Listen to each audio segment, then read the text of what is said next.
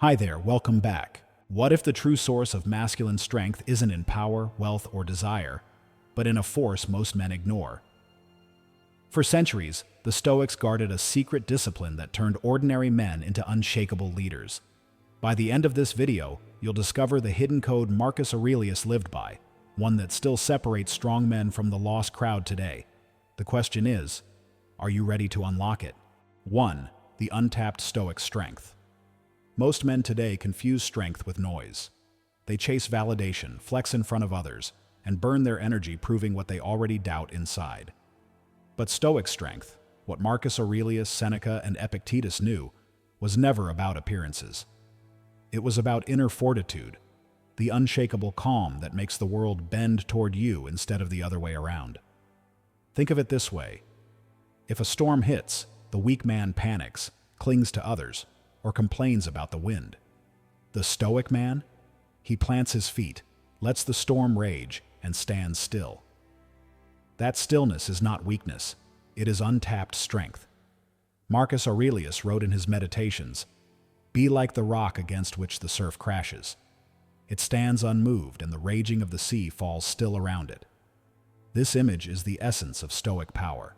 Not fighting every wave, not shouting back at the storm, but being so grounded in yourself that nothing can move you.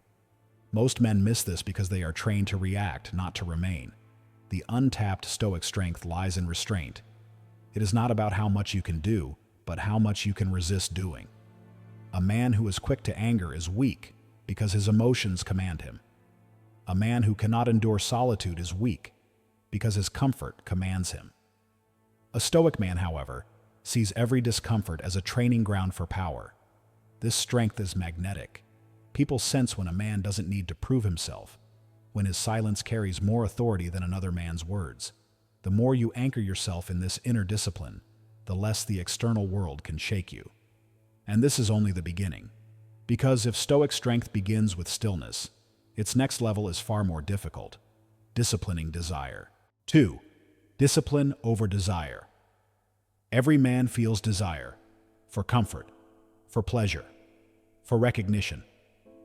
And in today's world, those desires are constantly triggered, on screens, in conversations, even in the silence of your own mind.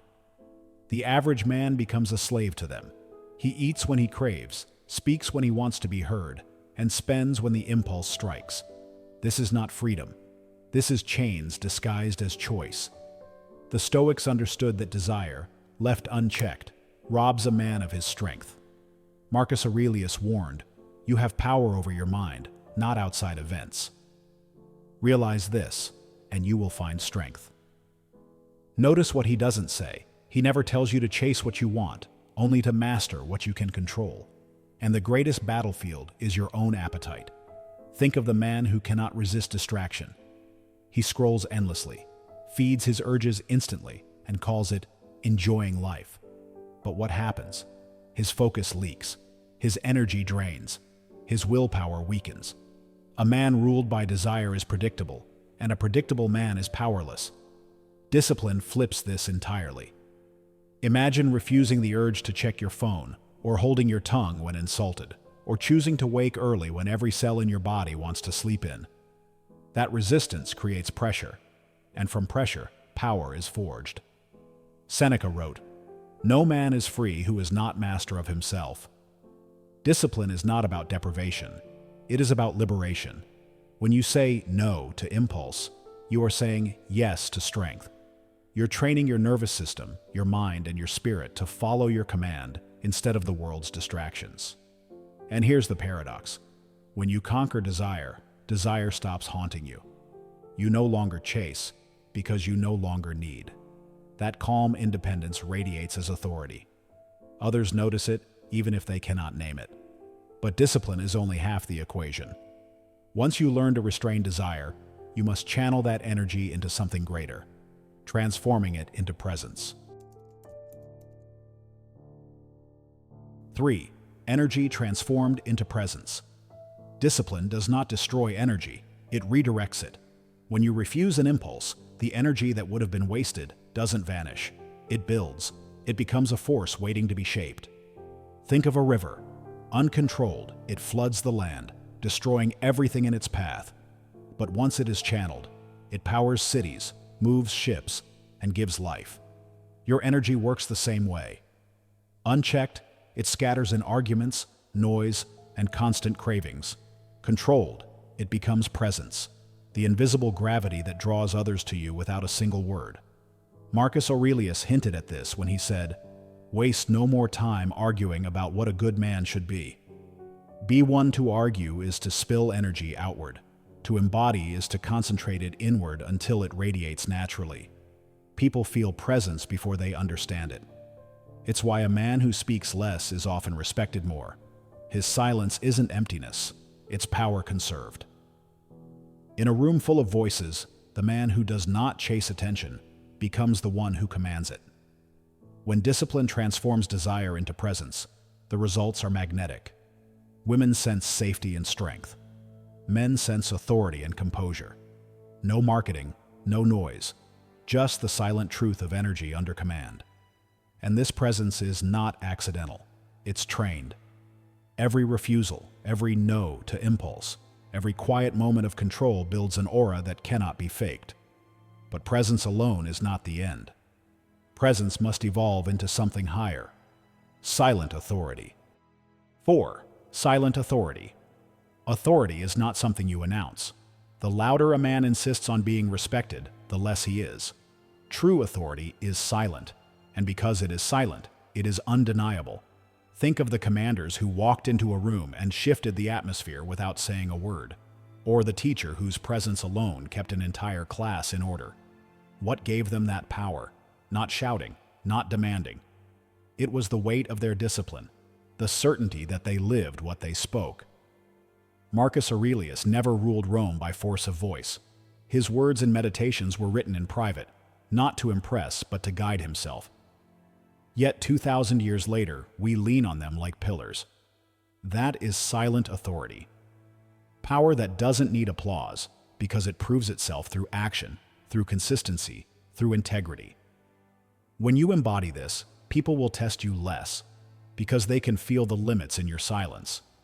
Your calm becomes the strongest statement in the room. Others waste their energy proving, arguing, and persuading, while you conserve yours. And in that conservation, you gain dominance. Silent authority is magnetic because it feels rare in a world addicted to noise. Everyone wants to be seen. Few are willing to be still. But stillness has a strange power. It makes others lean in. And here's the paradox. When you no longer chase validation, validation chases you. Respect, trust, attraction. These are drawn not by noise, but by the quiet conviction of a man who does not need them to know who he is. This is the threshold where discipline and presence converge into something higher, the Magnetic Stoic. 5. The Magnetic Stoic. Magnetism isn't charm, tricks, or looks. It's presence. Real magnetism can't be performed. It's cultivated. A Stoic man attracts not by chasing, but by standing so firmly that the world can't look away. Marcus Aurelius never asked for admiration, yet his words still pull men toward him like iron to a hidden force. So, what creates this pull? Self-mastery. Freedom from restless desire makes you steady, and steadiness is magnetic. Controlled energy. Instead of leaking energy through conflict or distraction, the Stoic directs it with precision. People feel the difference. Calm confidence. In a noisy world, silence and certainty stand out. Humans are drawn to contrast. Here's the paradox. The less you chase, the more you attract. Presence has gravity. Leaders, mentors, even rivals respect the man who doesn't advertise himself, because his very being radiates strength. That's Stoic magnetism, not chasing attention, but embodying discipline so deeply that attention chases you. 6. Marcus's secret lesson. Every man quotes Marcus Aurelius. Few actually listen. That's the secret. Most treat meditations as pretty lines, but Marcus wrote them for himself, late at night, wrestling with the same temptations you face. Here's the hidden lesson. If Marcus needed discipline, you needed even more. He had armies, wealth, power, yet his journals remind him to stay humble, calm, focused. The enemy is never out there. It's always inside. The man who defeats himself becomes untouchable. Most think Stoicism is about being tough or detached, but Marcus whispers, "Conquer your mind, and the world is already conquered." Discipline isn't external. It's in your morning routine, your reactions, your silent hours. Marcus's words cut deeper than any speech. He was trying to survive himself, not impress anyone. You don't need more strategies or hacks. Master yourself or remain a slave. If the emperor of the known world reminded himself daily, so must you. This is the secret lesson, hidden in plain sight. 7. Mastering inner power. Power is what men chase. But inner power? That's what masters are built on. You've seen it now. Discipline over desire, presence over chaos, silence over noise. But here's the truth. Mastering inner power isn't about adding something new. It's about stripping away everything false until only the core remains. Marcus Aurelius lived at the center of storms, wars, politics, betrayal. Yet history remembers his calm, not his rage. Why? Because he understood what most men never will. The man who owns himself cannot be owned by anyone else. That is the final step. Mastering inner power doesn't mean you never feel anger, fear, or desire. It means those forces no longer control you. They rise, they pass, and you remain unshaken. That's why a Stoic's presence feels magnetic. That's why silence commands more than shouting ever could. And maybe that's the lesson you've been searching for all along. It isn't about becoming a different man. It's about returning to the man you were always meant to be. The world tells you to chase approval.